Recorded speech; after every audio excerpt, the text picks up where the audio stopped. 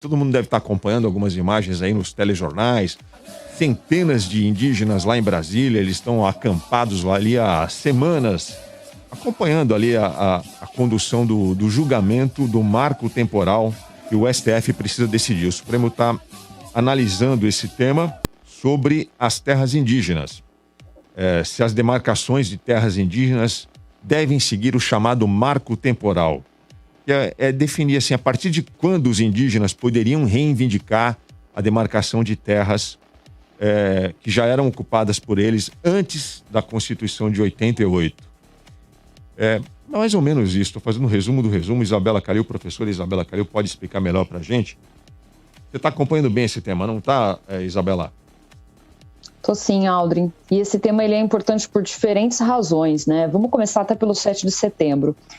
Como você falou, a gente tem hoje, né, em Brasília, quase 10 mil indígenas acampados reivindicando, né, e acompanhando a votação no Supremo, que ela inclusive tem sido adiada, né, ela estava na semana passada na pauta e depois agora passou para amanhã. Então amanhã é um dia importante porque amanhã o Supremo volta a discutir a questão do marco temporal. Mas sobre o 7 de setembro, o que isso tudo tem a ver com o 7 de setembro?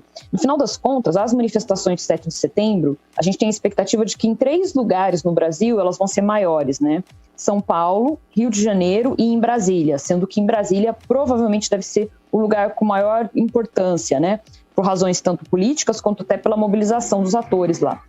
E o que acontece? A gente pode ter no 7 de setembro uma situação bem complicada, bem dramática, que é de ter as manifestações pró-Bolsonaro do 7 de setembro, junto, no mesmo espaço, no mesmo momento, com os acampamentos que tem das pessoas que estão reivindicando essas pautas, né, pelos direitos indígenas.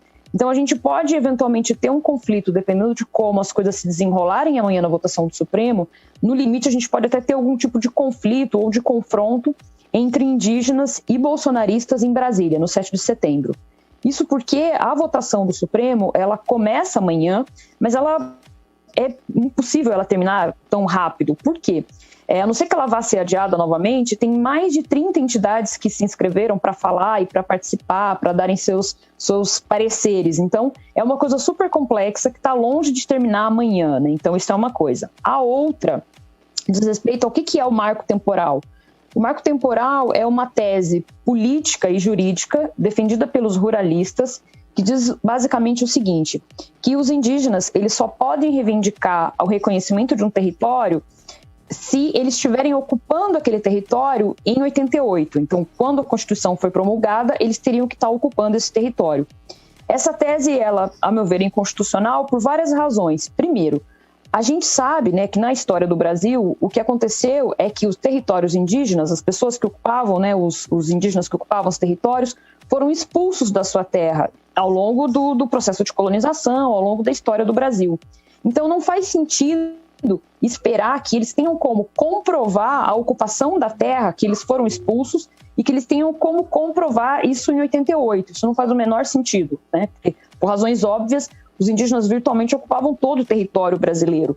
Então, isso é uma. A outra, né? O que isso tem a ver, né, para quem não é indígena? Por que isso é importante? Porque tem uma série de questões relacionadas ao meio ambiente. Os territórios indígenas, eles são, hoje no Brasil, representa 13% do território nacional. Isso pode parecer muito, mas não é. Por quê? Porque 98% desse território, dessas terras, estão na Amazônia Legal. No caso do estado de São Paulo, por exemplo, menos de 0,5% do estado, é 0,3%, tem estados que é 0,1%, são territórios indígenas. Então, é uma parcela muito pequena em alguns estados e tem uma concentração na Amazônia. E esses territórios, eles são importantes, inclusive, para a preservação ambiental. A gente já tem vários estudos que mostram que a manutenção dos territórios indígenas significa a manutenção da biodiversidade, a preservação do meio ambiente.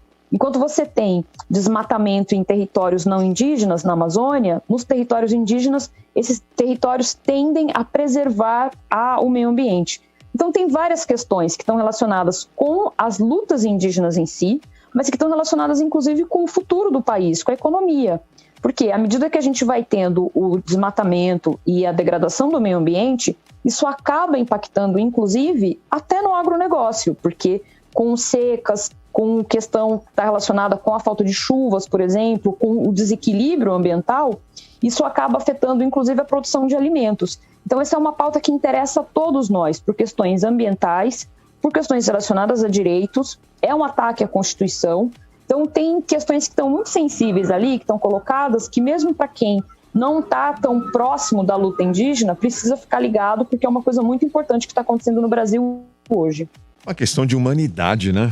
Ô, Clayson, eu vou fazer uma pergunta besta aqui. Nessa questão da demarcação das terras indígenas, de que lado está o governo? O governo está do lado daqueles que querem destruir tudo. É só a gente observar o que aconteceu, por exemplo, com a gestão do nosso ex-ministro do Meio Ambiente, o Ricardo Salles. É importante, a Isabela ela teve uma fala genial e ela traz uma questão sobre a inconstitucionalidade do marco temporal. E hoje, agora há pouco, a DPU, né, a Defensoria Pública da União, ela deixou claro, ela se manifestou de forma contrária ao marco temporal, dizendo claramente que é inconstitucional, inclusive com algumas argumentações que a própria Isa falou aqui, não cabe repetir, mas é importante deixar claro, isso é inconstitucional. Mas tem um ponto aqui que eu gostaria de passar para os nossos ouvintes, os nossos amigos aqui da bancada. O Intercept fez uma reportagem agora recentemente, que eu considero importantíssima para a gente entender de que lado está. Quem está de qual lado. O Intercept, ele falou a respeito de uma publicidade, que na verdade não é bem uma publicidade, porque ela é meio que disfarçada de jornalismo, e eles mostram claramente algo que eu, que li, que sou uma pessoa que trabalhei com jornalismo 30 anos, não tinha me dado conta, não tinha percebido. Eles estão pagando reportagens, e eles estão inserindo essas reportagens em grandes periódicos, né? Em grandes jornais também, como é o caso, por exemplo, do Estadão, do Estado de São Paulo. Eles fizeram uma reportagem completamente mentirosa, trazendo uma série de argumentos completamente furados a respeito do marco temporal, e eles utilizaram um espaço que o próprio Intercept acabou trazendo em detalhes sobre o assunto, chamado Blue. É um espaço que tem a mesma diagramação do jornal, com a mesma fonte. Se você está lendo o jornal, você depara com aquilo, você pensa que é uma reportagem. E na reportagem, essa reportagem chamada De Olho nos Ruralistas, eles falam a respeito desse assunto com mentiras escabrosas, falando questões que a gente fica até envergonhado de ver. E muitas pessoas instruídas, porque uma pessoa que tem o hábito de leitura de jornal já é um outro perfil também da população, eles estão lá lendo, tá lá, Estadão Blue, na verdade é Estadão Blue Studio, o nome completo. E ele vê aquilo e fala, poxa, mas então o negócio é feio mesmo, né? Porque eles estão falando que são milhões de hectares que estão em risco, demarcações teriam impacto negativo de 2 bilhões só no Mato Grosso, e tudo mentira. Uma reportagem dessa, ela, para ser feita daquela forma, ela fica num valor acima de R$1 milhão. R$1 milhão. Apenas uma reportagem em um veículo. Então, aqueles que estão, de certa forma, investindo para levar essa desinformação à população, para dizer pouco, eles têm realmente muito dinheiro. E para dizer pouco, eles têm muito dinheiro a mais do que todos os indígenas, todos os povos originários brasileiros. Porque R$1 milhão você resolve. Uma reportagem do Estadão resolve a vida precária de muitos deles. Então é importante a gente entender onde é que está o jogo de interesses nessa situação toda e qual é o lado mais fraco. Com certeza é dos povos originários. Então a gente tem que chamar a atenção da população para que reflitam sobre isso. Tem essa questão ambiental, como a Isa falou de forma genial, tem a questão humanitária também, que é muito importante levar em consideração. Tem uma questão cultural que a gente praticamente não o Bolsonaro, antes das eleições, ele teve falas completamente infelizes a respeito dos indígenas, né? E ele falou coisas assim, que os indígenas vivem numa grande favela. Isso ele falou recentemente. Ele dizia que os indígenas estão vivendo em cativeiro, como se fossem animais. Então ele é incapaz de compreender a riqueza da cultura desses indígenas, que parte deles, inclusive, acabaram morrendo até agora, durante a pandemia. A gente sabe que no começo a pandemia ela afetava aqueles mais velhos, e a cultura indígena, por ser uma cultura oral, ela acaba se concentrando naqueles pajés, nos caciques, nos mais velhos. E com a morte deles na pandemia, a gente acabou dizimando a cultura de várias etnias dos povos originários no Brasil. E isso nem sequer foi comentado. Então a gente está vivendo um momento muito ruim no Brasil em todos os aspectos, e principalmente na questão da chamada brasilidade, que é aquilo que forma o nosso povo, que é aquilo que forma a nossa cultura e que nos diferencia. Nós hoje poderíamos, por intermédio da sabedoria, da riqueza do conhecimento indígena, a gente poderia criar uma série de remédios, de tratamentos aí, porque eles sabem utilizar e conhecem muito bem as plantas, e a gente simplesmente não consegue ter uma visão humanitária em relação a eles. Então é só, não precisa ir muito longe para saber de qual lado está o governo, né, Aldrin? Isabela Calil. Aldrin, eu queria completar uma coisa, né, que o Clayson acho que trouxe um elemento importante, que é pensar essa concentração, né, das terras na mão de poucas pessoas, né. Às vezes a gente escuta, né, e é uma mentira, como o Clayson falou muito bem, né, que os indígenas no Brasil têm muitas terras, né, então a gente ouve falar disso. Os indígenas no Brasil têm muitas terras. Isso não é verdade. Por quê? Porque, como eu falei, é 13% do território e a maior parte na região da Amazônia Legal. No Brasil, tem um fenômeno que é o seguinte: 1% dos proprietários de terra tem quase 1/4 do Brasil. Então, 20% do território brasileiro está na mão de 1% dos proprietários. Então, o que tem, de fato, não é que os indígenas têm muita terra, mas sim algumas pessoas, um grupo muito pequeno de pessoas, detém quase 1/4 do Brasil, né? Então, de cada 20%, né? Então, quer dizer, é muita coisa, é quase 1/4 do território.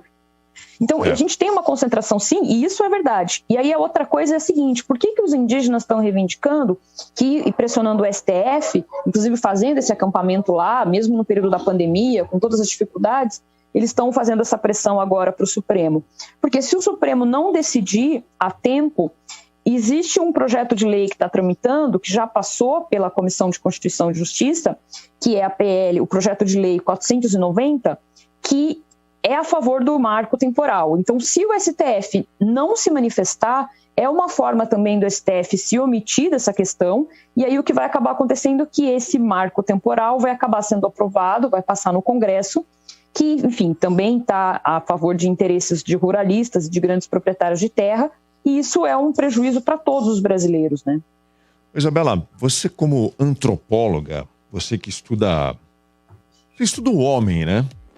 O homem, o ser humano, nas suas relações, no seu desenvolvimento, como é que você se sente diante de algumas manifestações, como eu estava dizendo aqui, que a gente encontra nas redes sociais, esse desprezo, esse descaso, esse desinteresse por um grupo de humanos que estavam aqui nesta região do planeta antes dos portugueses chegarem, antes da gente habitar isso aqui, antes da gente existir. Essa turma já estava aqui. E aí a gente vê alguns comentários no sentido de danem-se, né? Não tô nem aí para os índios. Como é que você, como antropóloga, percebe isso? Como é que isso ecoa aí dentro de você? Tem uma coisa que, por exemplo, quando eu vou falar desses, né, por que é importante a gente falar isso, como antropóloga, eu penso até o seguinte: a gente nem precisaria apelar para a questão relacionada ao meio ambiente, para questões relacionadas do impacto na economia. A gente bastaria, né, se a gente vivesse num mundo menos desigual e um pouco mais justo, bastaria a gente apelar pelos direitos dos povos originários, como você falou, que já estavam aqui no Brasil, que chama povos originários exatamente por causa disso, né? E nem precisaria apelar para outras questões, até uma questão de humanidade, como você falou. Mas no final das contas, o que acaba acontecendo é que, às vezes, sem perceber, a gente acaba reproduzindo uma lógica que é de diminuir a humanidade de certas pessoas. Então, a história da colonização é uma história em que determinados grupos humanos foram subtraídas à humanidade. Então, é o caso de pessoas que foram escravizadas. Por que as pessoas foram escravizadas? A gente teve, no caso do Brasil, dentro do nosso regimento legal, institucional, a escravidão. Isso era, entre aspas, normal. Por quê? Porque a gente partia do pressuposto de que aquelas populações elas eram menos humanas, ou elas eram coisas ou objetos. E a gente também faz isso, né, culturalmente, com os povos indígenas. A gente tende a lidar com os povos indígenas como se eles fossem menos humanos.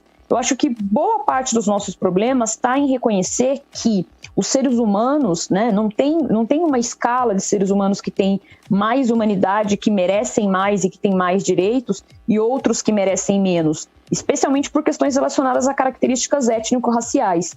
Esse é um desafio que, assim, do ponto de vista filosófico, antropológico, científico, a gente já... Isso é uma coisa do século XIX, quer dizer, faz 2 séculos, faz pelo menos 200 anos que a gente não opera mais nesses paradigmas. Mas, às vezes, no senso comum e principalmente na discussão sobre direitos e políticas, uma ideia completamente equivocada, injusta e de 200 anos atrás, 500 anos atrás, ainda acaba persistindo nas nossas escolhas sociais hoje, né? Muito bom, Isabela. Muito bom. Uma informação aqui, Aldrin, para os nossos ouvintes. É uma informação adicional aqui, ainda trazendo a pergunta que você fez.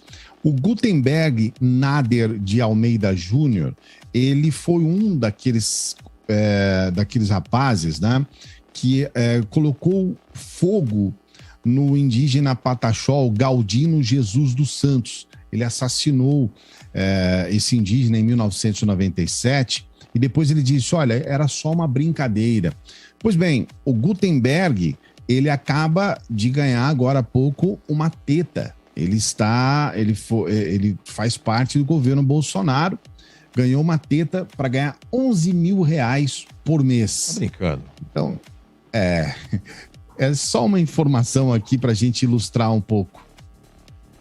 É duro ouvir isso, hein? É duro ouvir isso, hein, Clayson? A grande verdade.